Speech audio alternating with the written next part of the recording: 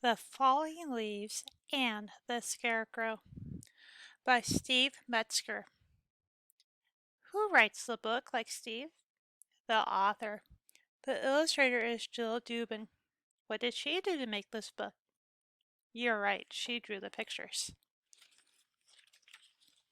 It was early autumn in Farmer Ned's field. Rows of ripening corn grew beside tall trees covered with colorful leaves, and Scarecrow stood in the middle of it. Scarecrow and the leaves were the best of friends. In the morning, Scarecrow did silly dances for the leaves. Can you make a silly dance like Scarecrow? During the afternoon, leaves made cool shade to protect Scarecrow from the hot sun. And at night, Scarecrow sung lullabies to the leaves to put them to sleep. One morning, Scarecrow woke up and saw a group of geese flying through a clear sky.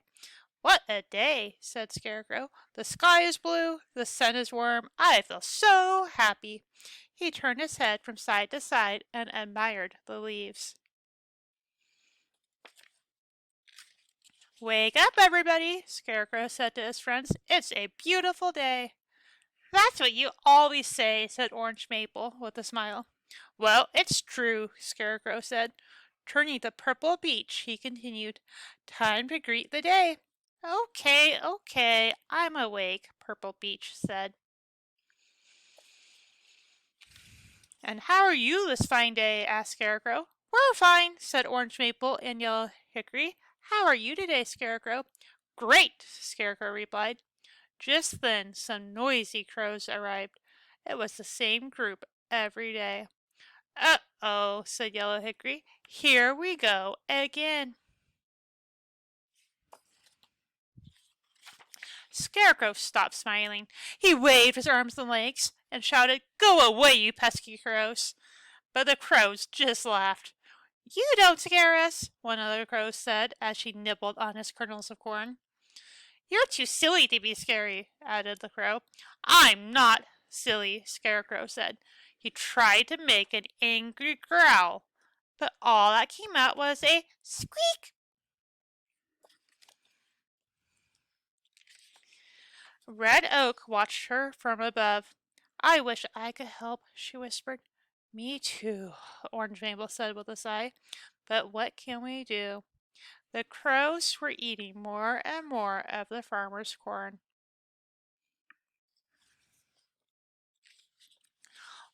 "Look at this half-eaten corn," said Farmer Ned. "What kind of scarecrow are you? Those crows are not scared of you." The leaves could only watch as Scarecrow sadly hung his head. "I'll give you one last chance," Farmer Ned said. "If you can't scare those crows away tomorrow, I'll have to find a new scarecrow." Farmer Ned turned and went back to his house. "What am I going to do now?" Scarecrow said. "Farmer Ned is going to throw me out." The leaves looked up at one another. After a few moments, Yellow Hickory spoke up. "I have an idea," she said. "We can help you become the scariest scarecrow ever. Wait and see." "Let's make a prediction. How are the leaves going to make Scarecrow scary enough to scare away those pesky crows?" "Let's read on and see if you're right."